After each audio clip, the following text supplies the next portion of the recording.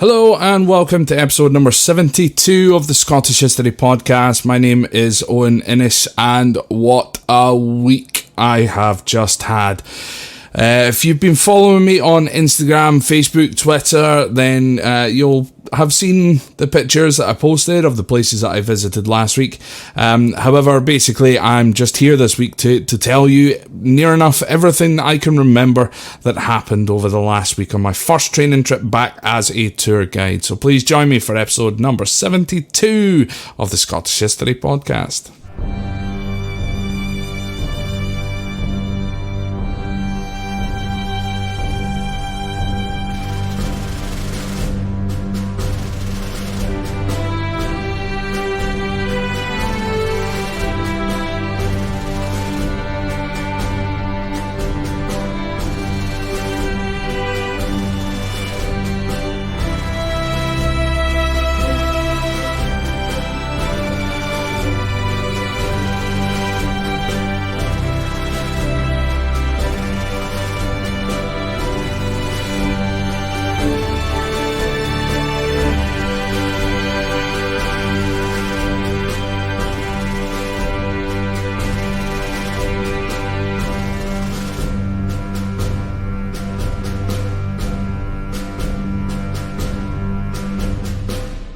So yeah, folks, last week was my first day back, or my first week back as a tour guide here in Bonnie, Scotland, as they say.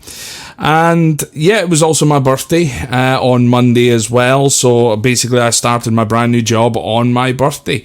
It was an absolute pleasure starting out the day, meeting up with my new fellow colleagues and of course some of the guys that I've met over the course of either doing this podcast. Doogie, he listens to this podcast, and Rich, who I knew from when I was previously a tour guide anyway.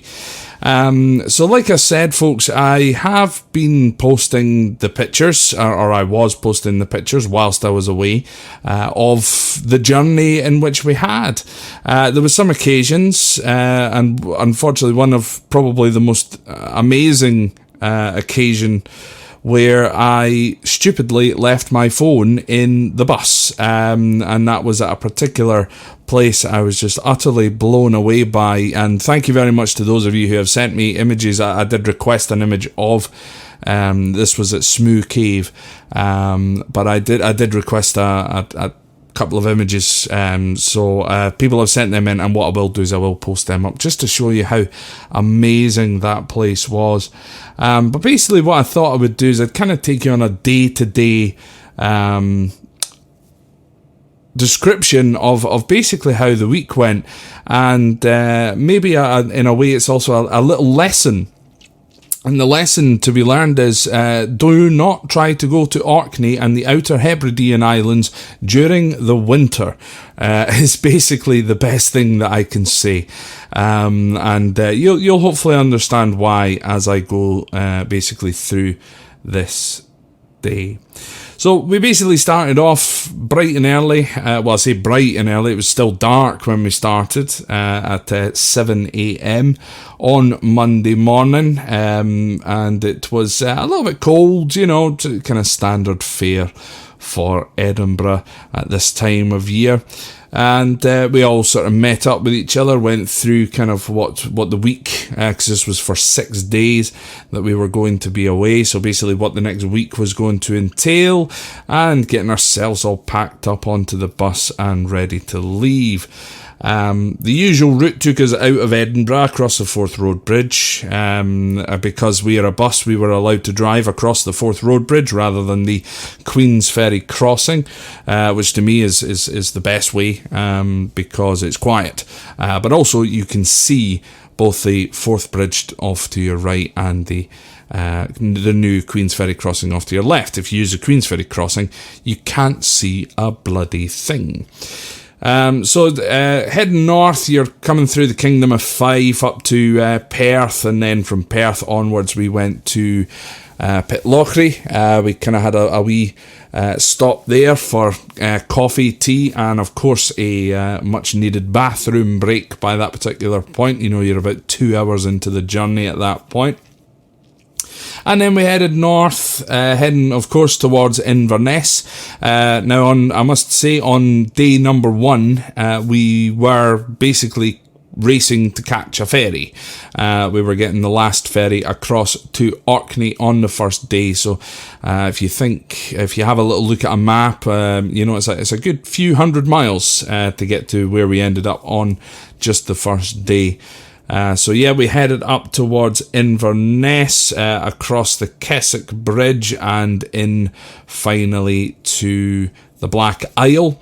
There we went through the villages of Golspie, so we saw a little bit of Dunrobin Castle. It's all closed up at this time of year, but we had a good look outside, and headed through Brora and eventually to Helmsdale.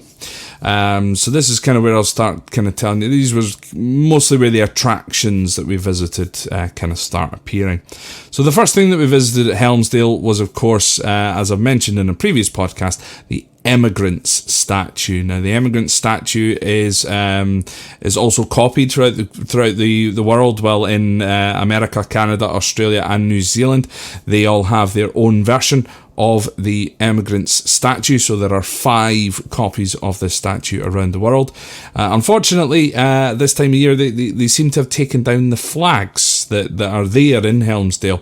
So at the memorial, they do have flags, so one for each country. So they've got one for Scotland, America, Canada, Australia, and New Zealand, usually flying.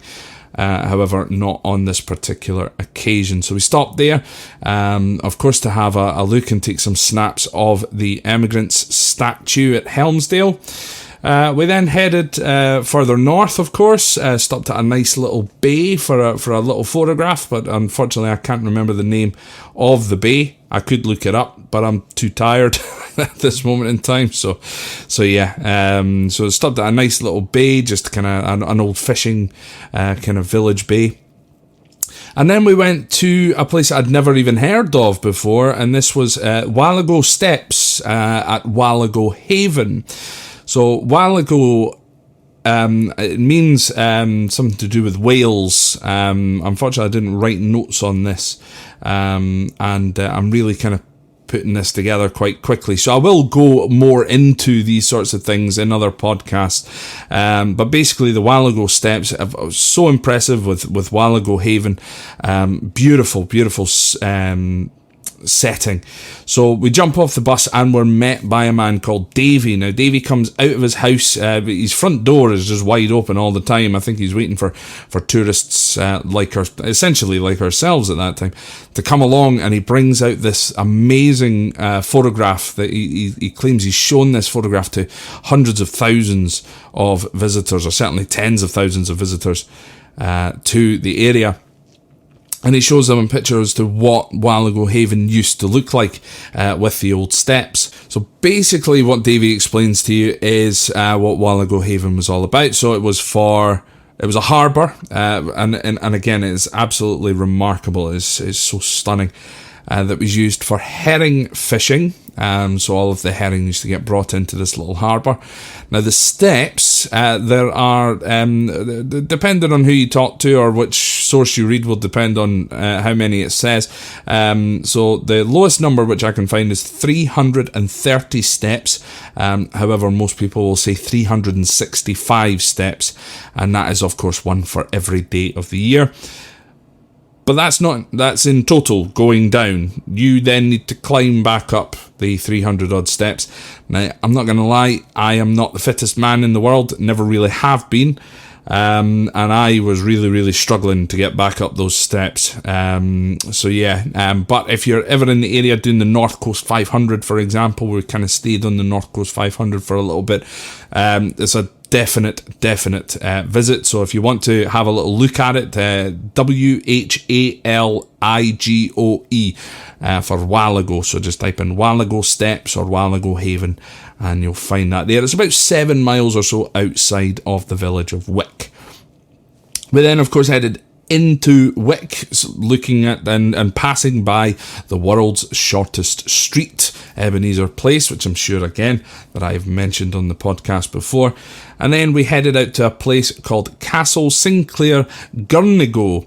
Now, again, this is just outside of Wick. The sun was starting to go down. It's the other side of Wick International Airport, believe it or not.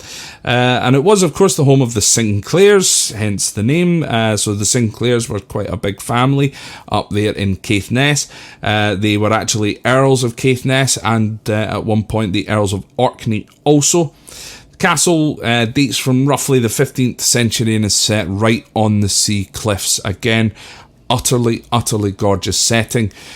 Just as the sun was going down, the wind was, winding, and the rain was raining. And so we basically headed back to the bus and then onwards to Gills Bay to catch the magnificent brand new ship that I'd not been on before, the MV Alfred. I was used to the MV Pentalina, so Pentland Ferries there. We jumped on at Gills Bay and arrived at St Margaret's Hope on the island of South Ronaldsay in Orkney. By that point, as I say, it is pitch black, couldn't see a single thing, could definitely feel that the wind was there as we came into Kirkwall, where we were going to be based for the next couple of nights. Kirkwall, one of my favourite little towns or cities, I suppose. It's kind of the capital or one of the twinned capitals of Orkney with Stromness as well. But anyway, yes, onwards onto Orkney, where we went to our hostel, which was called the Arcades Hostel, and had a wonderful chili for dinner. A couple of beers, of course, as well, being my birthday. Day number 2 started off with a little walk down into the centre of Kirkwall. We had a little look around the outside of St Magnus Cathedral. We returned later on in the day to have a look inside. And of course the Earls and Bishops' Palaces, which are right across the road. Again, Kirkwall kind of buzzing at that time in the morning. Everyone looking to get their cup of coffee before starting work.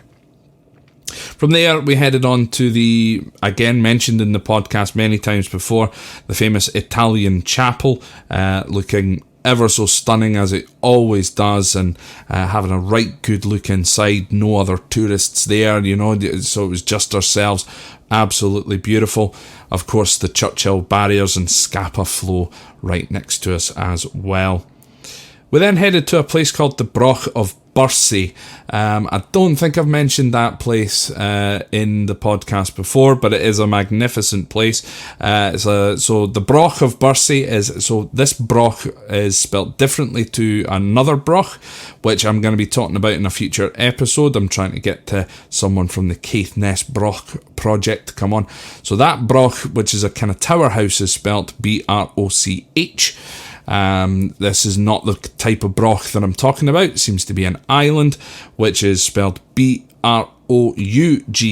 So the Brock of Bersie, where over there you had an old Viking settlement and, of course, a famous Stevenson lighthouse. You can only access this little island, however, via a causeway if the tide is out. Fortunately for us at that time, the tide was in. And even if I believe the tide was out, we probably wouldn't have went over anyway due to the size of the waves that were crashing onto the cliff sides. It was crazy. So we left there and headed to Marrick Head, again a place that I'd seen from a distance but had never visited before, and that is where the Lord Kitchener Memorial is. Lord Kitchener, famous for being the man on the World War I posters, recruitment posters with his big moustache, we want you to join the army kind of thing. Well, he was killed. He was on a boat called HMS Hampshire that ran into a landmine when he was making his way, a sea mine that was when he was making his way across to Russia, blew up, and I think there was only 12 survivors from about 600 people on the ship. Again, I'm pretty sure I talked about that in the Orkney episodes. before, but that was again quite the walk, walking about half a mile uphill with the wind straight at us. The downhill was much easier, then precariously walking across the cliffs to get to this amazing memorial that stood there, but absolutely stunning regardless. We then headed, of course, to the famous village of Skara Brae. You can't visit Orkney without going to Skara Brae, so we headed over to Skara Brae and had a look around the village. Now, I'm not going to lie, for some reason, Skara Brae seemed a lot smaller, after not being there for quite a while. But regardless, again, just amazing as it always is. And we talked to this wonderful kind of custodian guy who told us a little bit more about it and stuff that even was very good for me to learn. And again, I look forward so much to going back there and speaking to these guys and learning more about this very important site. So from Skara Brae, we then headed to Yesnaby Cliffs, where we had the Yesnaby Sea Stacks. Again, the wind was really starting to pick up. It was pouring down with rain, and there was actually a little burn or a little stream that we had to cross over, where normally that little stream runs across over the side of the cliff. But it was that windy that the wind was actually blowing the stream back over the cliff, and I'm pretty sure I have a video of that. If not, I know for a fact one of my colleagues took a video of it. So if you want to see that, I'm sure I can post that up on the Facebook. But yes, absolutely gorgeous. Again, the wind was howling and a big long walk. I'm pretty sure one of my colleagues took a little slide along on their rear end at some point, but just a good laugh. And then we headed across to the Ring of Brodgar, again, a place that you cannot miss, then past the Ness of Brodgar, and finally to the Stones of Stennis to finish off our day. Now, we did end up in Stromness as well. It's the first time I've ever been to Stromness. Went to a nice little bakery there, but it was kind of just a lunch bathroom stop that we were there for, so I didn't really get a chance to explore half as much as I usually would. So on day number 3, we get the first ferry off of the Orkney Islands, which I think was about 7 o'clock sailing, so up at 5, onto the bus by past, and then to the ferry terminal for 6 a.m. Headed across on the early ferry, at which point we're really starting to watch the ferries for heading across to Stornoway, which was where we were going to be ending our third day. But as the day kind of wore on, we realised that ferry was going to be cancelled. So when we realised that ferry was going to be cancelled, what we decided to do instead was to actually head across part of the North Coast 500, seeing in some things that I'll tell you about in a minute, but head to Loch Ness, where the company I now work for have a hostel there. So we instead started heading towards that direction because, we were never going to get to Stornoway on that particular day. So the things that we managed to take in there was Duncansby Head Sea Stacks. Once again, things I've seen photographs of but never seen in person, so that again was great, on the most northerly part of mainland Britain. Then across, of course, to John O'Groats. You can't be up that high and not go and take your picture by the John O'Groats sign. And then, of course, round about that time, we found out the ferry was cancelled. So we drove the North Coast 500 and went to this amazing place called Smoo Cave. I cannot explain it in words. If you're ever up that way doing the North Coast 500, you have to do Smoo Cave. You have to go. It's not a long, grueling walk by any means. I was expecting another, 40-odd minute hike up and down, but this was very easy, especially on my feet by this point and my knees. And my back, actually. But this place is stunning. It was the best way I can explain it was like something out of a video game. It did not look real, or certainly something that I may have seen in a video game in the past. But it was just beautiful. and then onwards to Corryshallach Gorge, which is, I didn't get very far across the little bridge across the gorge. Only 6 people are allowed on this bridge to cross over the other side of the gorge. It is insanely steep. Now, I'm not a big fan. I'm not scared of heights as such. I'm just scared of falling. So I didn't get very far on this kind of rickety little bridge. But the waterfalls there were just absolutely gorgeous, considering the fact that it had done nothing but rain since about Monday afternoon. And then, as I said, we basically were gunning it for Fort Augustus on the banks of Loch Ness, where we had, without question, a wonderful dinner of haggis, or chicken balmoral, so they call it chaggis, up there at the hostel. It was gorgeous, one of the best chicken balmorals I've ever had, and a very, very, very good night's sleep after, again, a couple of beers. Day 4 was pretty much a lot of travelling, so day 4 was kind of not as exciting as you would think, because we needed, of course, to travel basically where we were already at Ullapool to get the ferry across to Stornoway. We had to head 2 hours back down the way, so again we had to get up early, get in the bus. Ferry across to Stornoway is on, so we're racing up there to, make it to Ullapool to check in. To make it to Ullapool to check in for the ferry, so we get there. The ferry crossing is about 2.5 hours across there. I can't remember what time we sailed, however. Must have been around about 9:30 or so. I'm pretty sure we arrived about 1 o'clock into Stornoway. Took a little drive around the town to kind of get our bearings. And then we drove out towards Harris, where we went to the Maraig, I hope I'm pronouncing that right, viewpoint. We stopped there just for a little stretch of the legs and see this beautiful, beautiful sight. Onwards to Tarbert, just again, as guides you kind of need to have a look around, so we needed to see the Tarbert ferry port, where you can get the ferry across to the Isle of Skye. But then we had to go, of course, to the white sand beach of Liskintyre. Gorgeous, absolutely beautiful, and although again windy, not necessarily cold at that point, and the rain stopped just long enough to let us enjoy a good couple of hours at Liskintyre Beach. We then headed back to Stornoway for the night. Again, it had been a sort of long day of travelling and driving around, and we went for a beautiful Thai meal, and then of course had a few drinks. Maybe a little bit too much. So yeah. But a good night all round.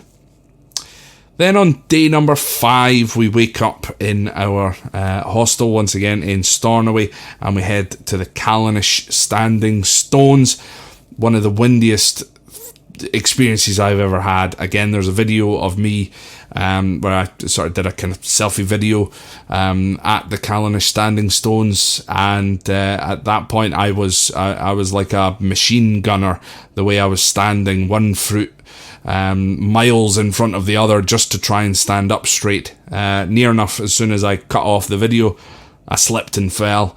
I say I slipped, I'm blaming the wind. I think the wind actually blew me over.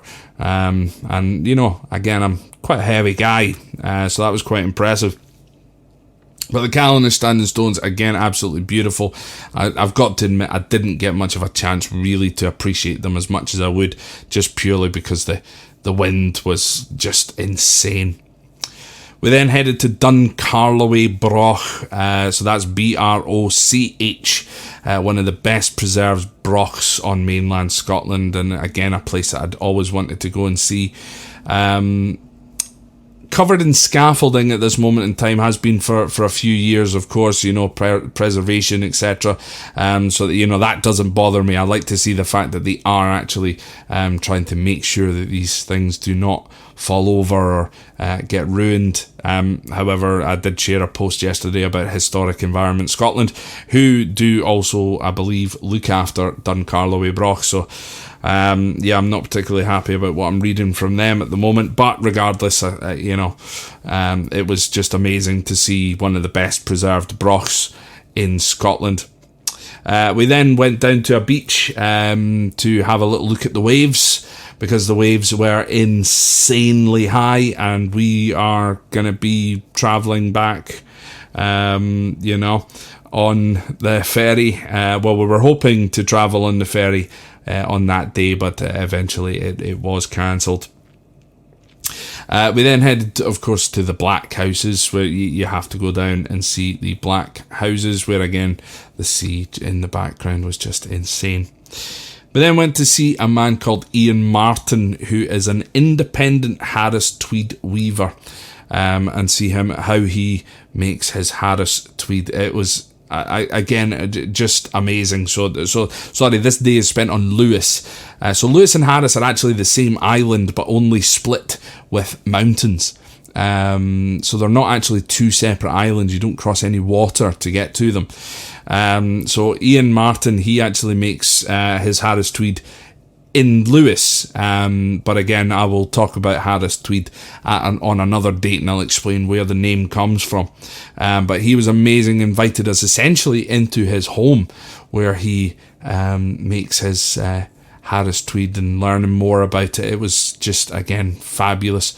So shout out to Ian if you are listening. And then it was back to Stornoway once again, having another meal out. No drinking on this particular night. Some of us were maybe a wee bit tender from the night before. And then day 6, this is when we find out that the ferry is going, but it's been delayed by about 3.5 hours. So instead of sailing at 12:30, we're going to be sailing at 4 o'clock in the afternoon. So it's again looking like another ridiculously long day for us.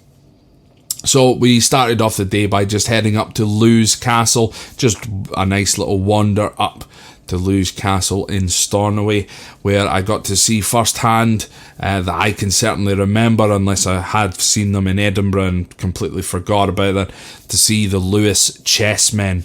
Now I do apologise, there was somebody did send me a message a few days ago, or a comment on the Facebook or on the Instagram, and I'm so sorry I can't remember your name. I did look for it before this episode, but I do have something else to do this evening, so I'm kind of I'm basically recording 2 podcasts in the same night. So apologies, I can't remember your name, but you were asking if I would be doing an episode about the Lewis Chessmen, and hails to the I will be.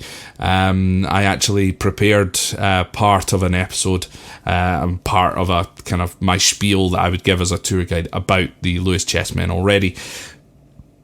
It's not enough for a 20-minute long episode. But again, I will maybe take Lewis and Harris and all of the things and kind of add them all up into one. So, of course, as well, I did mention, of course, the delayed ferry. So we had another wander back down into the town, went and got some lunch at this amazing little cafe that we found. I wish I could remember the name of it. Might come back to me, but yeah, we had lunch in this beautiful little cafe. I had some lentil soup and a sandwich, very, very nice, and then I headed over to the ferry terminal to get our ferry. As I say, delayed by the wind and the rain. We're talking about swells and we're talking about winds, and oh my god, so I'm popping the old seasickness tablets. I mean, in fairness, we were all popping the seasickness tablets, and without a doubt it was the smoothest ferry crossing I have ever had in my entire life. Completely sober, stayed awake for the entire thing. The sea was so smooth on the way back over, so Caledonian McBrain made the correct decision to sail at that time. We had also, again in the morning, we didn't just do Lewes Castle, I'm just remembering, we went out to a memorial not far away actually from the ferry terminal, where again the wind and the waves were just insane.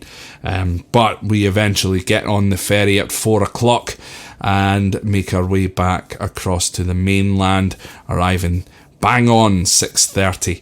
And from there, it was just from Ullapool via Inverness to drop off a couple of our Inverness colleagues, but then straight back to Edinburgh. Now that is a long, long drive. to do in one day. So we arrived back in Edinburgh at approximately 11:30 p.m.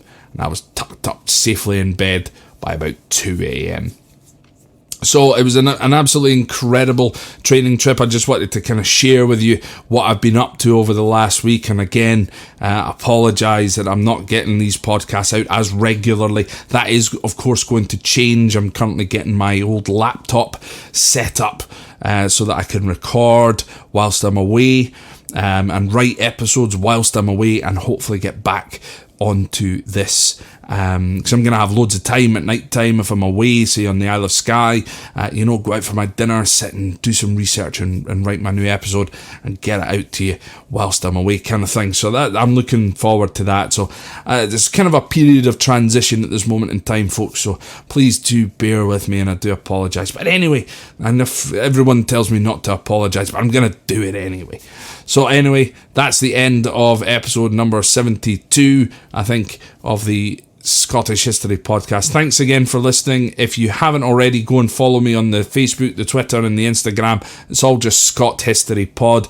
Check out those photographs, and now you've kind of got a little insight as to what was going on at the time. Give us a little comment, give it a like, give it a share, all that sort of nonsense. Thank you again to all of the lovely people sending me emails and messages. I will get back to you probably this coming weekend. I'm away to Skye on Saturday, so I won't be able to post a new episode until I come back, so that's either going to be Tuesday or Wednesday. So yeah, once again folks, thank you very much for listening. Take care of yourselves, and I'll speak to you again next time.